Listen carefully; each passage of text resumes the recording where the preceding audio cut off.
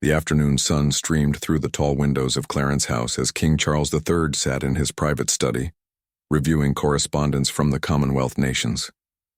The familiar weight of his responsibilities seemed lighter today, perhaps because Camilla had just returned from her charitable visit to the Children's Hospital in Surrey. Her laughter echoed from the drawing room where she was sharing tea with Lady Sarah, one of her closest confidants. Charles set down his fountain pen and walked toward the sound of their conversation, hoping to steal a quiet moment with his wife before the evening state dinner preparations began. As he approached the doorway, something caught his eye that made him pause mid-step.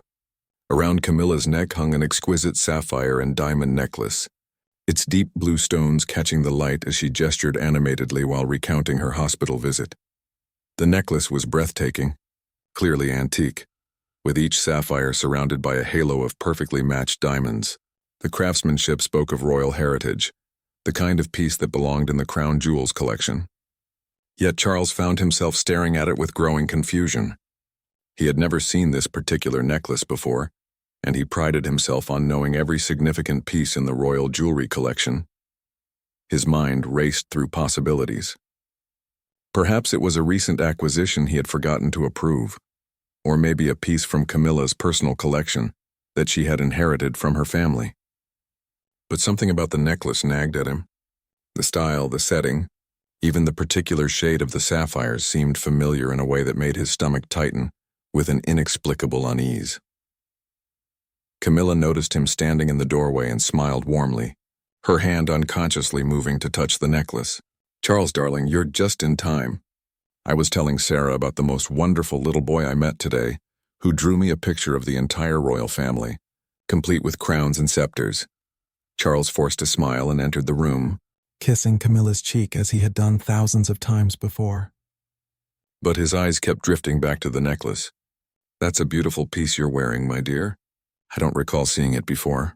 A fleeting expression crossed Camilla's face, so quick that Charles almost missed it. Was it surprise, guilt, or simply confusion at his question? "Oh, this old thing?" she said with practiced casualness, her fingers playing with the clasp. "I've had it for ages. I thought it would be perfect for tonight's dinner." Lady Sarah, sensing some subtle tension in the air, quickly excused herself, citing the need to prepare for the evening's events. As the door closed behind her, Charles found himself alone with his wife and a growing sense that something was terribly wrong. The silence stretched between them as Charles studied the necklace more closely.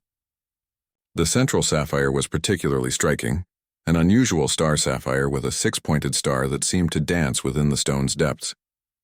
He had seen that exact star pattern before, he was certain of it. But where? As Camilla moved to refresh their tea, Charles noticed how carefully she handled the necklace as if it were precious beyond measure. It wasn't just expensive jewelry to her. There was something deeply personal about the way she wore it. The realization hit him like a physical blow. This wasn't just any necklace. This was a piece with history, with meaning, with a story that Camilla clearly knew but wasn't sharing. The sound of approaching footsteps in the corridor reminded Charles that they had duties to attend to. The Prime Minister would arrive within the hour for their weekly audience, followed by the evening's formal dinner with visiting dignitaries. Yet he couldn't shake the feeling that this necklace represented something far more significant than a simple piece of jewelry. As they prepared to leave the drawing room, Charles made a mental note to investigate further. His years of royal training had taught him to trust his instincts, and every instinct he possessed was telling him that the sapphire necklace around his wife's neck held secrets that could shake the very foundations of their marriage, and possibly the monarchy itself. That evening, as the state dinner proceeded with its usual pomp and ceremony, Charles found it nearly impossible to concentrate on the diplomatic conversations swirling around him. The French ambassador was discussing trade agreements, while the German chancellor spoke passionately about environmental initiatives, but Charles's attention kept drifting to Camilla at the far end of the table. She had changed for dinner, replacing the mysterious sapphire necklace with the more familiar diamond riviere that had belonged to Queen Mary. Charles felt a mixture of relief and frustration, relief that the necklace was no longer visible, frustration that its absence only intensified his curiosity about its origins. After the formal dinner concluded and their guests had retired to the blue drawing room for coffee and liqueurs, Charles excused himself and made his way to his private office. The palace was quiet except for the distant murmur of conversation and the soft footsteps of staff attending to the evening's final duties. Charles sat behind his mahogany desk and reached for the secure telephone that connected him directly to Sir Clive Alderton, his most trusted private secretary. "Sir Clive, I apologize for calling so late, but I need you to conduct some research for me. It's regarding a piece of jewelry, a sapphire and diamond necklace.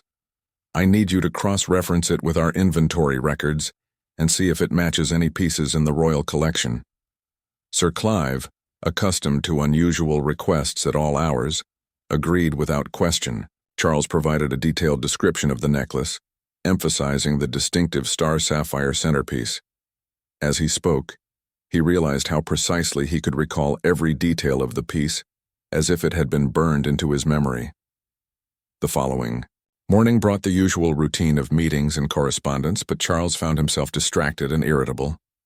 Even his longtime valet, Michael, commented that His Majesty seemed unusually preoccupied during their morning routine. Charles dismissed the concern with a wave of his hand, but internally, the mystery of the necklace was consuming his thoughts. It was just after lunch when Sir Clive requested a private audience. Charles received him in his study, noting the grave expression on his secretary's usually composed face. Sir Clive carried a leather portfolio and moved with the careful precision of someone bearing significant news.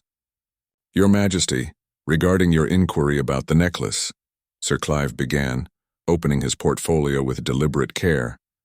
"I've conducted a thorough search through our records, and I'm afraid the news is quite concerning." Charles felt his pulse quicken as Sir Clive produced several photographs and documents from the portfolio. The first photograph showed the exact necklace Charles had seen around Camilla's neck, but in this image it adorned a woman he had never seen before. The photograph appeared to be from several decades ago, based on the styling and quality of the print. "This necklace," Sir Clive continued, "is called the Ashworth Sapphire Suite. It belonged to Margaret Ashworth, who was a prominent socialite in the 1970s and 1980s. She was known for her charity work and her extensive jewelry collection, much of which was inherited from her grandmother, who had connections to European nobility." Charles studied the photograph more closely. Margaret Ashworth appeared to be in her 40s with kind eyes and an elegant bearing. She was photographed at what appeared to be a formal charity gala, surrounded by other well-dressed attendees. But what struck Charles most was the way she wore the necklace with such obvious pride and affection. "What happened to Mrs. Ashworth?" Charles asked, though he dreaded the answer. Sir Clive's expression grew even more serious. "She passed away in 1997, Your Majesty. According to the records I was able to locate, she left behind a significant estate, including her jewelry collection. However, the disposition of her personal effects becomes quite complicated when we examine the family connections." Charles set down the photograph, his hands trembling slightly. "What kind of family connections?" "Margaret Ashworth had a daughter, Your Majesty, a daughter who would have inherited the necklace upon her mother's death." Sir Clive paused, clearly struggling with how to present the information. "According to the birth records I've been able to locate, Margaret Ashworth's daughter is someone you know quite well." The words hung in the air between them like a bomb waiting to explode. Charles found himself gripping the edge of his desk, his knuckles white with tension. "Who is the daughter, Sir Clive?" "Based on the documentation I've found, Your Majesty, Margaret Ashworth's daughter appears to be Queen Camilla." The revelation hit Charles like a physical blow. His wife had inherited the necklace from a mother she had never mentioned, a woman whose existence had been completely absent from any conversation about Camilla's family history. Charles prided himself on knowing every detail of his wife's background, yet here was evidence of an entire family connection that had remained hidden throughout their decades-long relationship. Questions flooded his mind. Why had Camilla never mentioned her mother Margaret? Why had the Ashworth family name never come up in any discussions about her heritage? And most troubling of all, what other secrets might be hidden beneath the surface of their marriage? Charles spent the remainder of that day in a state of controlled turmoil, going through the motions of his royal duties, while his mind churned with questions about his wife's hidden past. During their evening meal, he watched Camilla carefully, searching for any sign that she was aware of his discovery. She seemed perfectly normal, discussing her upcoming visit to a women's shelter and sharing amusing anecdotes from her correspondence with various charitable organizations. The normalcy of it all made Charles feel even more unsettled. How could she sit there, calmly buttering her bread and discussing philanthropic work while harboring such a significant secret about her family? The woman he thought he knew completely had suddenly become a stranger across the dinner table. That night, after Camilla had retired to her private chambers, Charles made another call to Sir Clive. "I need you to dig deeper into the Ashworth family history. I want to know everything about Margaret Ashworth, her background, her social connections, and most importantly, why this information never surfaced during any of our previous investigations into Camilla's family." Sir Clive's response was measured and professional. "I understand your concerns, Your Majesty. I should mention that I've already begun expanding the research, and there are some additional complications that have emerged." Charles felt a chill run down his spine. "What kind of complications?" "It appears that Margaret Ashworth was not just any socialite, Your Majesty. She moved in very exclusive circles and had connections to several prominent families throughout Europe. More troubling, there are suggestions that she may have been involved in some rather delicate political situations during the Cold War era." The implications of Sir Clive's words began to sink in. If Camilla's mother had been involved in political intrigue, particularly during such a sensitive period in history, it could create massive complications for the monarchy. Charles realized that this was no longer just about a hidden family connection. It was potentially a national security issue. The following morning brought an unexpected development. Charles was reviewing briefing papers in his study when one of the palace guards knocked and announced that Lady Sarah wished to speak with him urgently. Charles found this unusual, as Lady Sarah typically communicated through Camilla, but he agreed to see her immediately. Lady Sarah entered the study with obvious nervousness, her usual composed demeanor replaced by visible anxiety. "Your Majesty, I must speak with you about something that has been weighing heavily on my conscience. It concerns Queen Camilla and the conversation we had yesterday." Charles gestured for her to sit, though he remained standing, sensing that whatever Lady Sarah had to say would be significant. "Please speak freely." "Your Majesty, when you asked about the sapphire necklace yesterday, I could see that Camilla was uncomfortable. What you may not know is that I was present when she first received that necklace many years ago, long before your marriage." Charles felt his pulse quicken. Under what circumstances did she receive it? Lady Sarah wrung her hands nervously before continuing. "It was in 1997, Your Majesty. Camilla had just returned from a very private funeral. She told me it was for a woman named Margaret Ashworth, whom she described as a dear family friend. But Your Majesty, the way Camilla grieved for this woman, the intensity of her emotion, it was far more than one would expect for merely a family friend." Charles sat down heavily in his chair, the pieces of the puzzle beginning to form a clearer picture. "Did she say anything else about Mrs. Ashworth?" "She mentioned that Mrs. Ashworth had left her some jewelry, including that sapphire necklace. But what struck me most, Your Majesty, was how carefully Camilla handled the pieces as if they were sacred relics. She spent hours looking through old photographs that Mrs. Ashworth had left her, photographs that she never shared with anyone, not even me." Lady Sarah paused, clearly struggling with whether to continue. "There's something else, Your Majesty. Over the years I've noticed that Camilla always wears that necklace on certain dates. Yesterday was the anniversary of Mrs. Ashworth's death. This revelation added another layer of complexity to the mystery. Camilla wasn't just hiding a family connection. She was actively commemorating it in private, maintaining a relationship with her mother's memory that she had kept completely separate from her royal life." Charles thanked Lady Sarah for her honesty and dismissed her with a request for complete discretion. As soon as she left, he immediately called Sir Clive again. "I need you to locate any photographs or personal effects that Margaret Ashworth may have left behind. Also, find out exactly where she's buried and get me a complete list of everyone who attended her funeral." As Charles waited for this additional information, he found himself facing a profound dilemma. Should he confront Camilla directly about what he had discovered, or should he continue investigating until he had all the facts? The woman he had married, the woman who had stood by his side through decades of public scrutiny and personal challenges, had essentially been living a double life when it came to her family history. The weight of the crown had never felt heavier, as Charles contemplated the possibility that his marriage, like so many aspects of royal life, might be built on carefully constructed facades rather than complete honesty. The sapphire necklace that had caught his attention just 2 days earlier was revealing secrets that threatened to unravel everything he thought he knew about the woman he loved. By the third day of his investigation, Charles had barely slept. Sir Clive had worked through the night and presented himself at Charles's private study at dawn, with a manila envelope that seemed to contain the weight of the world. The king's trusted secretary looked haggard, his usually immaculate appearance showing signs of the intense research he had conducted. "Your Majesty, what I've discovered goes far beyond what either of us anticipated," Sir Clive began, his voice grave. "Margaret Ashworth's story is extraordinarily complex, and its implications for the royal family are profound." Charles braced himself as Sir Clive opened the envelope and spread several documents across the desk. Birth certificates, death certificates, marriage licenses, and what appeared to be official government correspondence dating back several decades. Margaret Ashworth was indeed Queen Camilla's biological mother, but the circumstances surrounding their relationship are far more complicated than a typical parent-child situation. "Sir," Clive pointed to a birth certificate dated 1947. "Camilla was born to Margaret Ashworth when Margaret was just 17 years old and unmarried.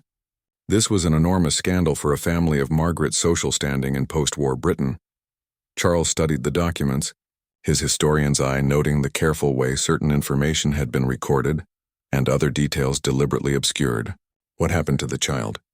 "To Camilla? This is where the story becomes particularly sensitive, Your Majesty. Margaret's family arranged for the baby to be adopted discreetly. The adoptive family was the Shans, who raised Camilla as their own daughter.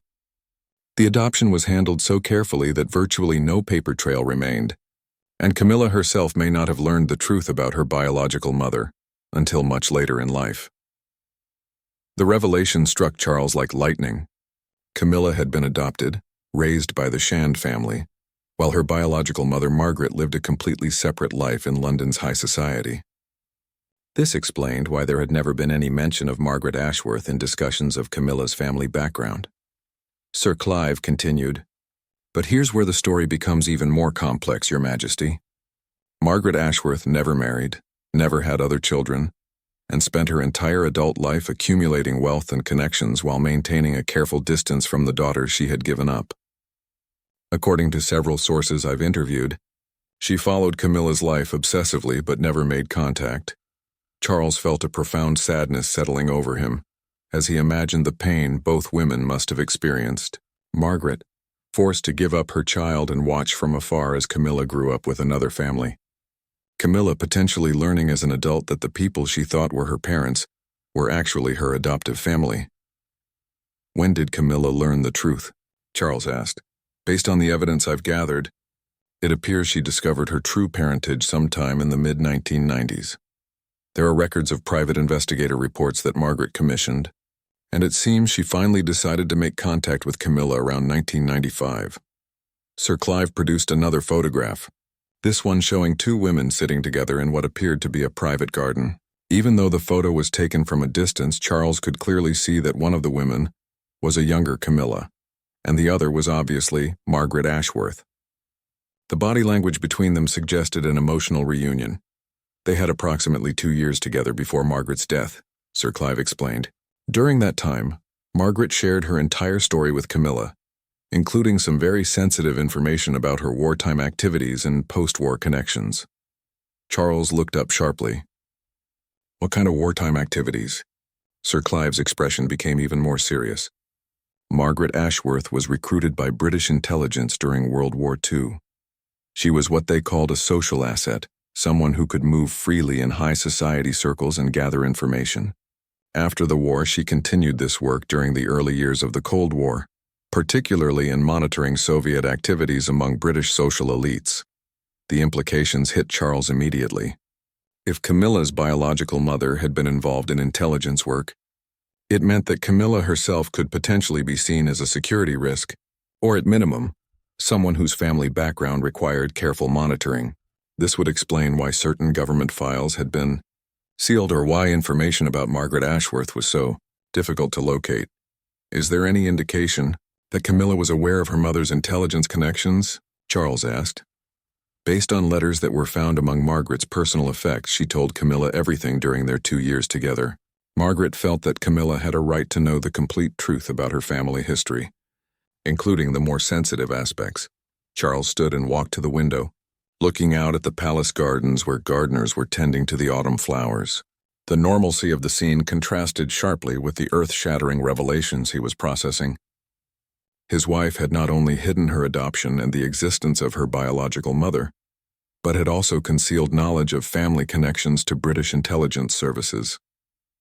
Sir Clive, I need you to arrange a completely secure and private meeting with the current head of MI5. This conversation never happened, but I need to understand whether there are any ongoing security implications related to this information. As Sir Clive nodded and began gathering the documents, Charles realized that he was now faced with an impossible choice. He could continue to investigate and potentially uncover even more damaging secrets, or he could confront Camilla directly and demand the complete truth.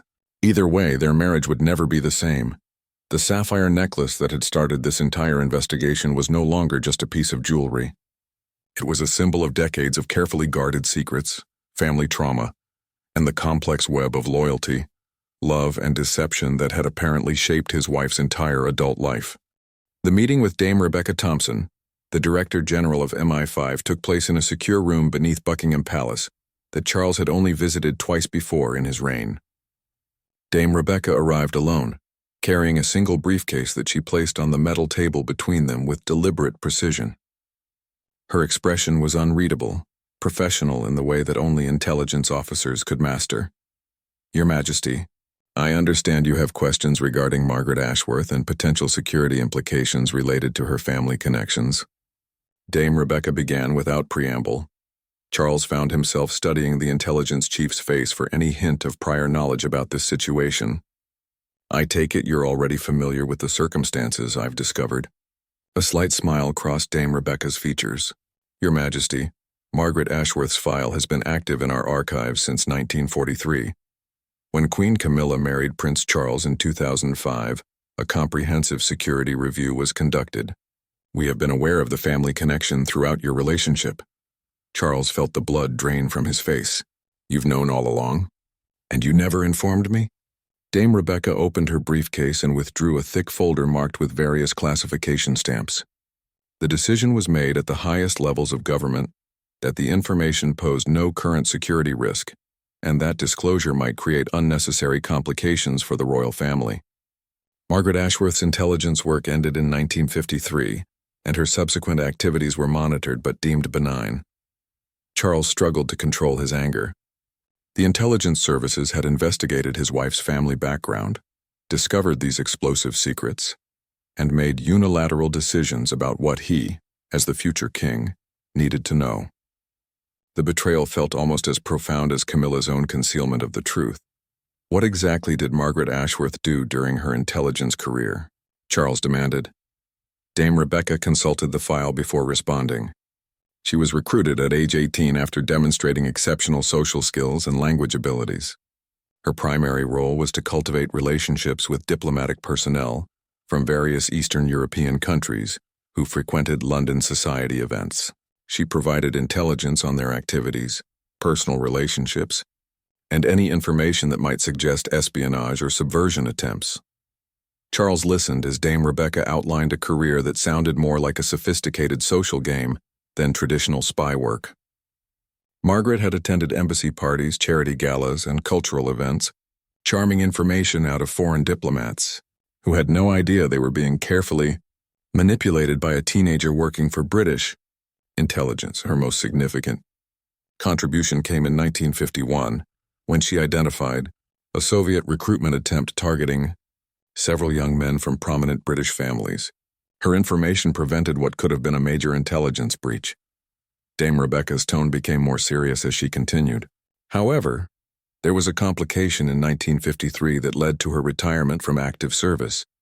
During an operation to monitor Soviet cultural attachés, she became romantically involved with a target. This resulted in an unplanned pregnancy. Charles felt the pieces clicking into place with devastating clarity. Camilla's father. He was a Soviet agent?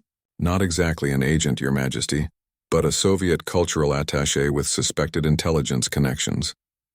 When Margaret discovered she was pregnant, she was immediately removed from active service. The attaché was quietly expelled from Britain, and Margaret's family arranged for the adoption to protect both her reputation and national security. The full scope of the deception was now clear to Charles. Camilla wasn't just adopted. Her biological father had been a Soviet operative. This information would have been explosive during the Cold War, and could still create diplomatic complications even decades later.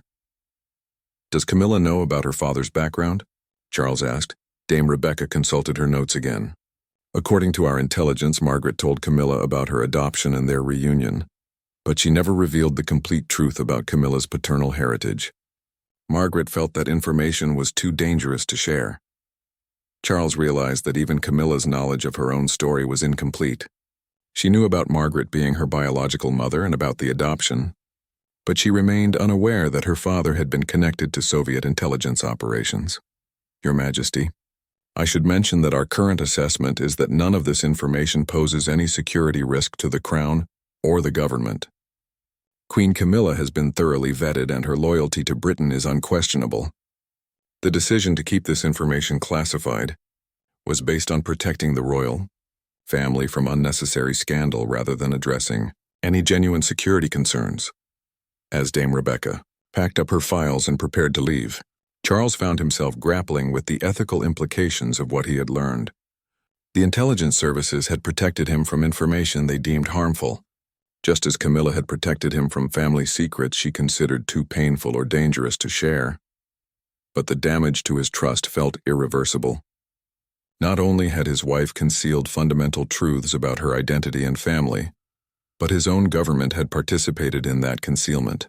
The sapphire necklace that had triggered this investigation represented layers of deception that went far beyond personal family matters. Charles knew that he now faced the most difficult decision of his personal life. He could pretend that none of this had happened, continue his marriage as if these revelations had never occurred. Or he could confront Camilla with everything he had learned and demand complete honesty, knowing that such a conversation might destroy their relationship forever. As he sat alone in the secure room beneath his own palace, surrounded by the weight of secrets and lies that had shaped his marriage, Charles realized that the crown had never felt heavier or more isolating than it did at this moment. Charles chose to confront Camilla on a quiet Sunday morning at Highgrove House, their private retreat where they had shared some of their most intimate moments throughout their marriage. The autumn gardens provided a peaceful backdrop that seemed at odds with the magnitude of the conversation he was about to initiate. He had spent the entire previous week rehearsing different approaches, different ways to reveal what he had discovered without destroying the woman he loved in the process. Camilla was in the morning room, enjoying her traditional Sunday breakfast while reading through correspondence from various charities. She looked up with genuine warmth when Charles entered, patting the chair beside her in invitation.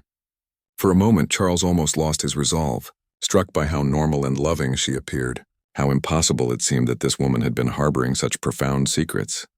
"Darling, you look quite serious this morning," Camilla observed, setting down her coffee cup and giving him her full attention. "Is everything all right with the government meetings this week?" Charles sat down across from her rather than beside her, a small but significant distance that Camilla noticed immediately. Her expression shifted from casual warmth to concerned attention. "Actually, Camilla, I need to discuss something far more personal. It concerns the sapphire necklace you wore last Tuesday." The change in Camilla's demeanor was immediate and unmistakable. Her face went pale, and her hand instinctively moved to her throat as if the necklace were still there. Charles could see her mind racing, calculating how much he might know and how she should respond. "I know about Margaret Ashworth," Charles said gently but firmly. "I know she was your biological mother. I know about the adoption, and I know about your reunion with her in the 1990s. Tears immediately sprang to Camilla's eyes, and she pressed her hands to her mouth in a gesture that combined shock, relief, and fear. For several long moments she couldn't speak, and Charles found his own emotions overwhelming him as he watched her struggle with the weight of secrets finally being exposed. "How did you find out?" she whispered finally.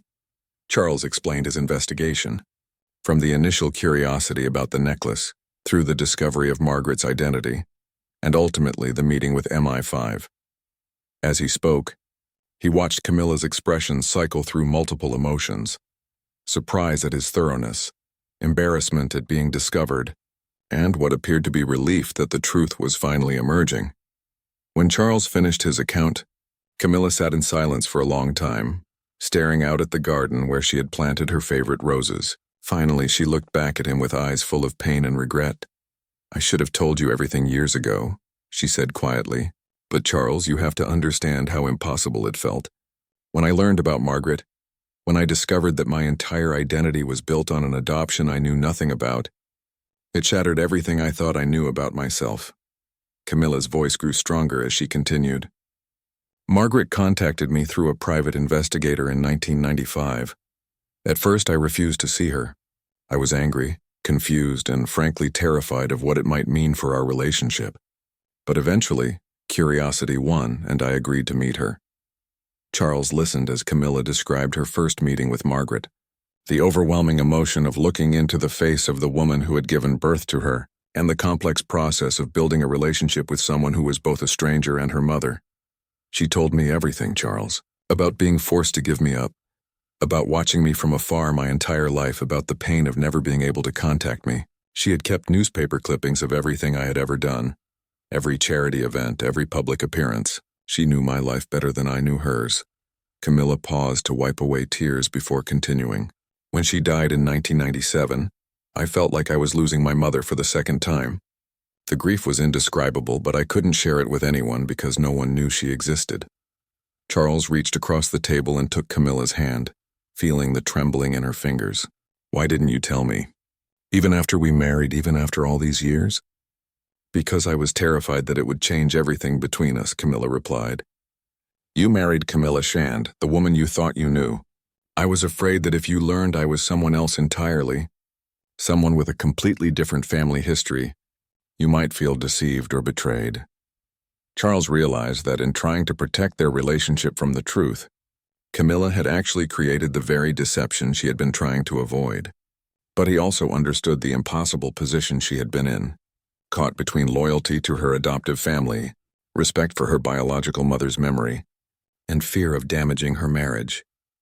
"The necklace," Charles said softly. "You wear it to remember her." Camilla nodded. "Every year on the anniversary of her death and on special occasions when I need to feel connected to her. It's the only physical reminder I have of the woman who gave me life, but never got to be my mother." As they sat together in the morning room, surrounded by the comfortable familiarity of their shared life, Charles realized that this revelation, while shocking and painful, had actually brought them closer together rather than driving them apart. Camilla's secrets had been born from love and fear rather than malice or betrayal. "There's one more thing," Charles said carefully. "MI5 informed me about some additional aspects of Margaret's background that even you may not know." He gently explained what he had learned about Margaret's intelligence work and the possible identity of Camilla's biological father. As he spoke, he watched Camilla process this new information with the same shock and confusion he had experienced. "I always wondered why she never spoke about my father," Camilla said finally. "Now I understand why that part of the story was too dangerous to share." In the days that followed their conversation, Charles and Camilla worked together to navigate the implications of these revelations. They agreed that the information would remain private, protected by the same discretion that had kept it secret for so many years. But between themselves there were no more secrets, no more hidden chapters of family history that could surprise or hurt them. The sapphire necklace that had initiated this entire journey became a symbol not of deception, but of the complex ways that love, loss, and loyalty shape people's lives. Charles came to understand that Camilla's decision to hide her past had been motivated by the same protective instincts that guided many of his own choices as king. In a world where personal information could become public scandal, sometimes love required keeping certain truths carefully guarded. Their marriage, rather than being destroyed by these revelations, was ultimately strengthened by the complete honesty they now shared. The weight of secrets had been lifted, replaced by a deeper understanding of the woman Charles had chosen to spend his life with and the Remarkable strength she had shown in navigating such complex family circumstances while maintaining her public duties and personal dignity.